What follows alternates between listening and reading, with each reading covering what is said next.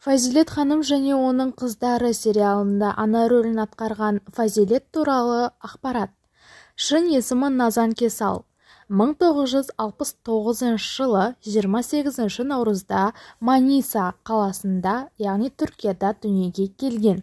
Оның мамандығы театр, кино және телесериал актрисасы, сонымен қатар режиссер. Білімі 9 Eylül университетінде театр факультетін бітірген екен. Жұмыс істеген уақыты 1992 жылдан бері дәл қазіргі уақытқа дейін түрлі телехикаяларға, түрлі театр жұмыстарына атсалысады.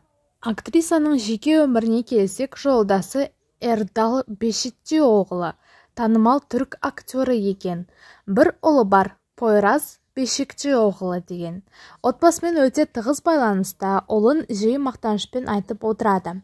Кино және телесериалдағы жетістіктеріне келсек, Назан Кесал Түркияның ең беделді және кәсіби актрисаларының бірі. Ол 30 жылдан бері театр сахнасында жұмыс істейді, ал кино саласында өзіндік ойып тұрып алған орны бар. Фазилет ханым және оның қыздары телесериалында Фазилет рөлі оны кең танымал еткен.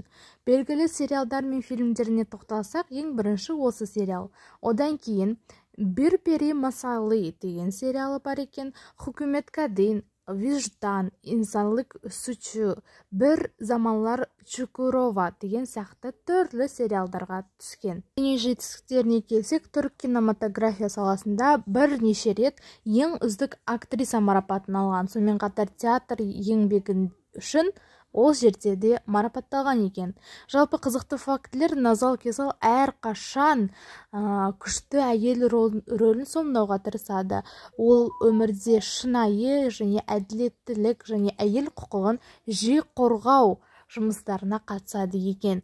Фазилет рөлі арқылы аналардың балаларына деген амбициясын, махаббатын және қателіктерін терең көрсеткен екен. Сіз бұл актрисаны қай сериалдан танисыз?